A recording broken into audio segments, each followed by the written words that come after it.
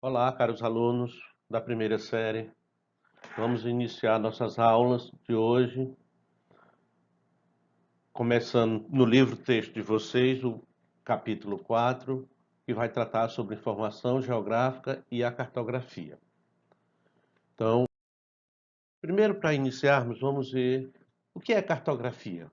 Então, a cartografia, ela é uma área do conhecimento que se preocupa em estudar, analisar e produzir mapas, cartogramas, plantas e demais tipos de representações gráficas do espaço. Isso segundo o site Brasil Escola. Então, mas desde quando se conhece as atividades cartográficas? Então, desde o início da história da humanidade, as diferentes sociedades humanas representavam seus espaços em mapas com a finalidade de facilitar as atividades cotidianas, registrando, por exemplo, as áreas de caça e os trechos dos rios com abundância de peixe.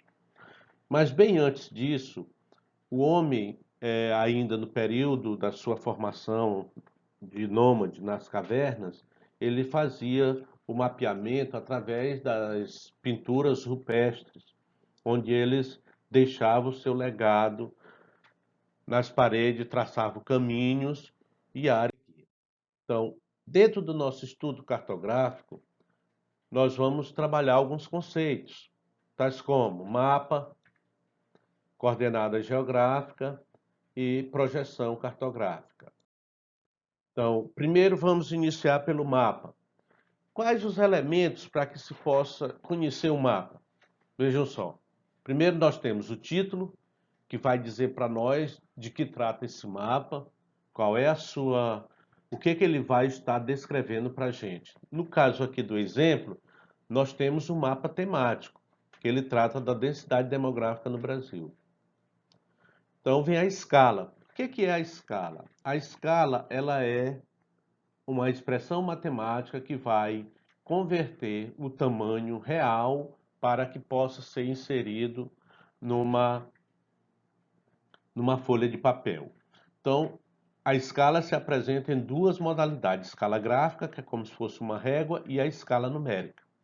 Sobre a escala numérica, nós vamos ter uma próxima aula que nós vamos tratar melhor sobre isso, porque o nosso livro-texto tem um exercício sobre escala e que vocês terão dificuldade em responder. Então, a legenda.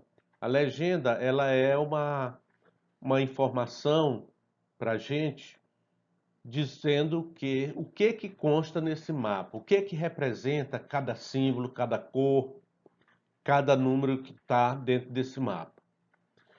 E a orientação. O que é o sistema de orientação? Que também depois nós vamos ter um outro vídeo tratando sobre isso. A orientação vai dizer para nós qual é o sentido do mapa. Todos os mapas, quando traçado, o sentido norte vai estar sempre para cima. Então isso vem aparecendo. Muitos dos mapas às vezes traz só uma setinha com a indicação para o norte e outras trazem a rosa dos ventos. Então, e a outra é a projeção, que é a forma como eles são traçado e projetado esse mapa numa folha de papel. Para isso, vamos conhecer algumas projeções. Dentre as demais, nós vamos ver duas, pois na maioria dos planisférios modernos, o hemisfério norte é tomado como ponto de referência, ocupando a posição de destaque na parte de cima do mapa, como já falei para vocês anteriormente. Então, dentre as projeções, nós vamos ver a projeção de Mercator. Ela é uma projeção que é utilizada para representar a superfície esférica em um plano, gera algumas espécies de distorções. Nós vamos já ver quais são elas. A outra é a de Petras. O planisfério de Petras, ele concebe uma publicação em 1973 do mundo de maneira bem diferente. Vejam só, vamos comparar aqui quais são as vantagens e as desvantagens dessas projeções. Ó, a principal vantagem da projeção proposta por Mercator, ou seja, um planisfério desenhado em projeção cilíndrica, conforme, é que as linhas de rumo podem ser traçadas retas, o que facilita a navegação. Essas linhas nós vamos ver depois que elas são os paralelos e meridianos, que são as linhas traçadas no mapa. Então, a projeção de Petz, esta proposta apresenta dois continentes e dos países aparecem em escala igual, conservando suas dimensões relativas. Mas todas as projeções, elas apresentam umas distorções. Vamos ver aqui, por exemplo, na projeção de mercado, observe que a Groenlândia, que está nessa parte norte aqui do mapa, é bem maior representada do que a Austrália. Então veja que aqui a diferença, a Austrália é maior do que a Groenlândia umas 3 vezes.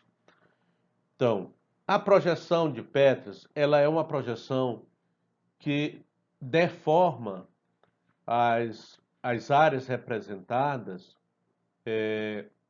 no sentido norte-sul.